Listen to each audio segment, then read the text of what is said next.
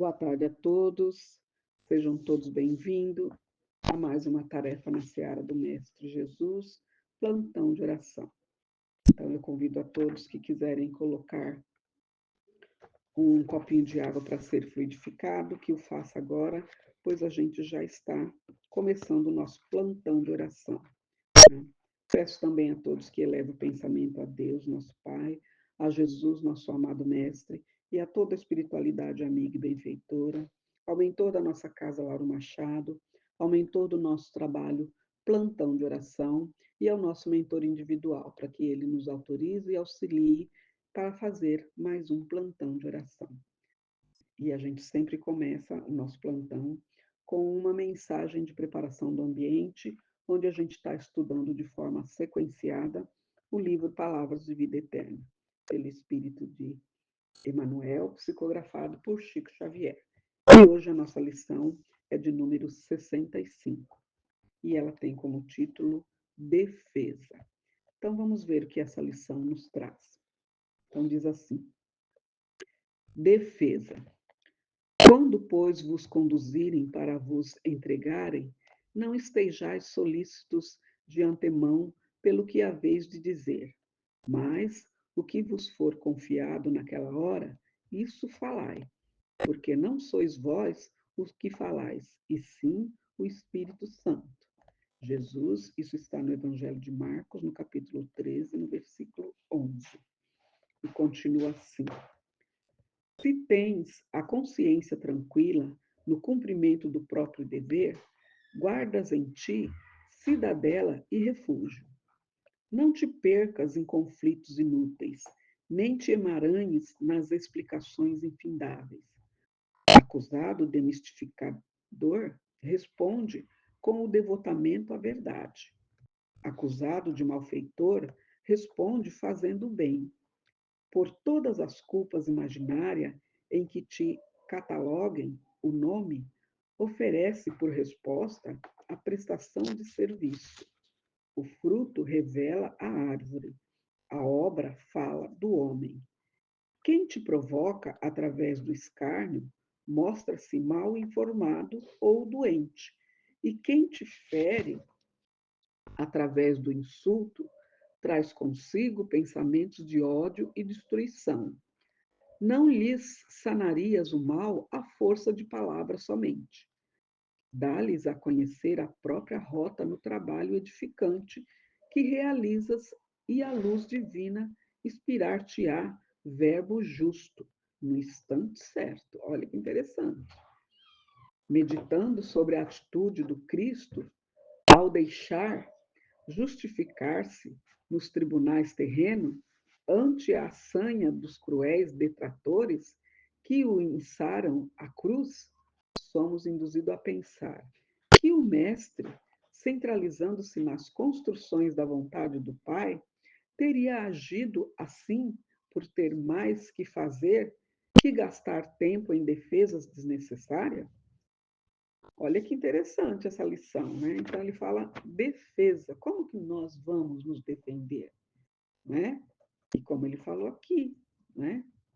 Que a gente precisa entender que às vezes, né, a, as situações nos conduzem para nos integrar. Então a gente tem que entender e não esteja solícito de antemão para poder retrucar daquela mesma forma que foi nos, vamos dizer assim, atacado. Então a gente tem que entender a hora que a gente tem que falar. E isso a gente tem que falar, não é? Mas a gente tem que falar na hora certa, porque ali na hora certa, o Espírito Santo de Jesus vai estar nos auxiliando. Então, por isso que Jesus nos orientou: orai e vigiai. Né? Então, a gente tem que orar e vigiar os nossos pensamentos para que a gente possa manter a calma e, na hora exata, a gente falar o que tem que falar, porque aí o Espírito Santo vai nos auxiliar. Né? Então, ele também fala aqui na lição: se a gente tem a consciência tranquila, né? Se a gente conhece o nosso próprio dever, então a gente não tem que se preocupar com o que os outros falam da gente, né? Então a gente não tem que entrar em conflitos inúteis, né? E ficar ali naquela emaranhado de explicações infindáveis que não tem necessidade, né? Se você tem essa fé raciocinada e esse equilíbrio, que você consegue entender se você errou, se você acertou, você vai saber que tem determinada hora que, se você retrucar, vai ser pior. Se você ficar dando explicação, vai piorar mais ainda. Então, é como ele falou aqui, ó. Quando a gente é acusado de mistificador, o que a gente tem que falar? A gente não tem que entrar na mesma sintonia daquela pessoa que está nos acusando, nos falando coisas indébitas. Muito pelo contrário, a gente tem que inspirar, né, e falar a verdade, não é? E quando o malfeitor também nos acusar, a gente tem que fazer o bem. Então, quer dizer, a gente tem que fazer uma ação que ele vê que não é nada daquilo. Porque se ele sentir isso, ele vai parar, não é? Então, por todas as culpas que o povo fala da gente, né, que nos caluniam, a gente não tem que retrucar na mesma moeda.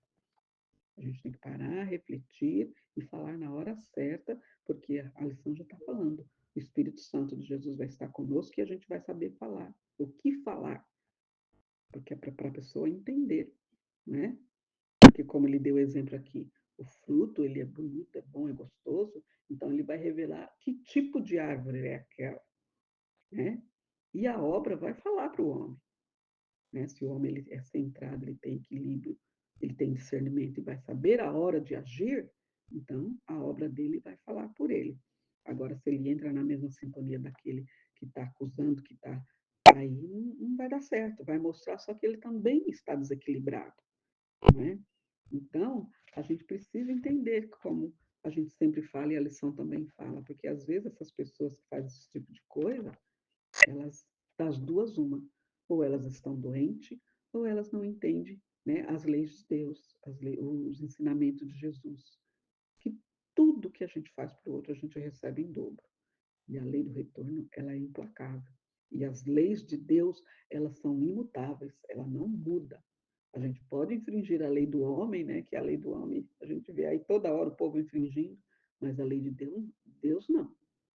Se a gente não ressarce aqui nessa vida, vai ficar para a próxima. E você não vai evoluir enquanto você não pagar, centil por centil. É o que fala nas escrituras, não é assim? Então, a gente precisa, né, conhecer e entender a nossa rota de trabalho edificante e entender que esses irmãos que ainda agem assim mal, eles estão doentes ou eles não entenderam os ensinamentos de Jesus. E a gente precisa ter Jesus como nosso modelo e guia. Porque Jesus, tudo que ele passou, ele não blasfemou, ele não agrediu, ele não retrucou, ele não agiu da mesma forma. Muito pelo contrário, até no seu último momento, ele pediu para Deus, nosso Pai, perdoar aquelas pessoas, porque elas não sabiam o que estavam fazendo. Então, a gente tem que tê-lo como modelo e guia, né? E, né, como ele fala aqui, pensar que o mestre, ele centralizou todas as construções e ele fez a vontade do Pai, né? Ele agiu de forma coerente para nos mostrar que a gente pode resolver tudo com amor e fazendo o bem, né? Para que a gente, né, não gaste o nosso tempo em defesas desnecessárias, porque às vezes se te acusa de alguma coisa, você vai ficar se explicando, ao invés de você melhorar, você vai piorar mais a situação. Então, é como ele falou aqui no finalzinho, né? Que o Jesus, ele foi para a cruz, não é? Sem, vamos dizer assim, sem merecer, não é? Porque o povo na época não entendeu, então eles içaram ele à cruz. Então, nós somos induzidos a pensar que o mestre, ele centralizou nas construções a vontade do Pai, ele fez a vontade do Pai, né? E assim, ele agindo, né, por ter mais o que fazer, ele não gastou com tempo se defendendo quando os outros o acusavam. Portanto, que a gente tem aí vários exemplos, né? Que ele falou, não sou eu quem estou falando isso, é você que está falando isso de mim, você acha, né? E ele está fazendo a vontade do meu pai, ele falava, eu estou fazendo a vontade do meu pai. Então, eu não vou perder tempo me defendendo desnecessariamente, porque não há necessidade disso. O pai está vendo o que ele está fazendo. O pai está sabendo o que ele está fazendo. Agora, os outros que estavam com as ideias equivocadas, não estavam entendendo. Então, é isso que fala sobre a defesa. Então, a gente precisa entender a situação. né? E agora, se você vai se explicar, se justificar, você vai perder tempo desnecessariamente. E como a lição fala, né, se te caluniam, se te insultam, faça o contrário com amor, com bem. Que o amor e o perdão, ele cobre milhões de pecados e resolve toda situação. É isso que eu entendi da lição. E agora, então, vamos à nossa prece inicial, que é a prece do Espírito de Verdade Caritas, que diz assim: Deus nosso Pai, que o sois todo poder e bondade, dai força àquele que passa pela provação, dai a luz àquele que procura a verdade, pondo no coração do homem a compaixão e a caridade. Deus, dai ao viajor a estrela guia, ao aflito a consolação, ao doente o repouso.